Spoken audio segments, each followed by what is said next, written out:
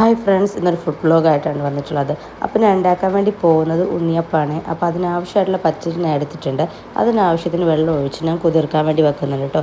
2-3 മണിക്കൂറോളം അത് കുതിരണം. അപ്പോഴേക്കും ഞാൻ പഞ്ചസാര എടുത്ത് അതിലേക്ക് ഏലക്കാപ്പൊടിയൊക്കെ ഇട്ട് പൊടിച്ചെടുത്തിട്ടുണ്ട്.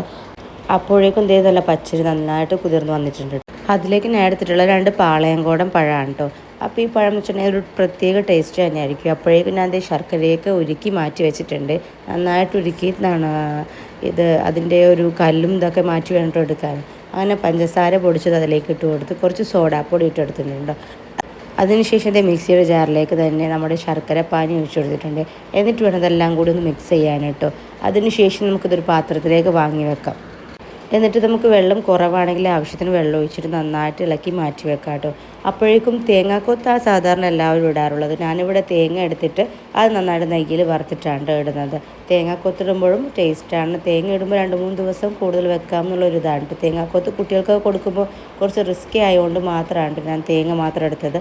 അങ്ങനെ തേങ്ങയായിട്ട് ഇട്ടിട്ട് കുറച്ച് നേരം നമുക്ക് വെയിറ്റ് ചെയ്യാൻ വേണ്ടി വെക്കാം കേട്ടോ. ഒരു 2-3 മണിക്കൂറോളം അത് മാറ്റി വെക്കണം. കാരണം എന്നാലേ അതൊരു കറക്റ്റ് പരിവായിട്ട് കിട്ടുള്ളൂ കേട്ടോ. ഇതേ അപ്പോഴേക്കും ഉണ്ണിയപ്പച്ചട്ടിലേക്ക് ഞാൻ ഉണ്ണിയപ്പത്തിന് വേണ്ടിയിട്ടുള്ള വെളിച്ചെണ്ണ തയ്യാറാക്കി വെച്ചിട്ടുണ്ട് കേട്ടോ. ആവശ്യത്തിനുള്ളവർക്ക് നെയ്യും ചേർത്ത് കൊടുക്കാവുന്നതാണ്. അപ്പോൾ ഞാൻ നെയ്യ് ചേർത്തിട്ടില്ല. നെയ്യ് ചേർക്കുന്നവർക്ക് ചേർക്കാം കേട്ടോ. അങ്ങനെ അതേ വെളിച്ചെണ്ണയിലേക്ക് മാവ് ഒഴിച്ചു കൊടുത്തിട്ടുണ്ട്. അപ്പോൾ ഇത് നന്നായിട്ട് മൊരിഞ്ഞ് വരുന്ന ടൈമിൽ നമുക്കത് മറിച്ചിട്ട് കൊടുക്കണേ.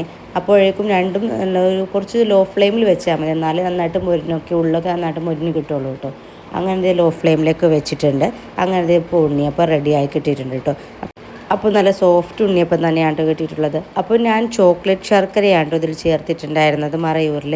അതുകൊണ്ടാണ് അത്ര വലിയ കളറില്ലാത്തത് കേട്ടോ. അപ്പോൾ വീഡിയോ ഇഷ്ടമായി ലൈക്ക് ചെയ്യാനും ഷെയർ ചെയ്യാനും മറക്കല്ലേ.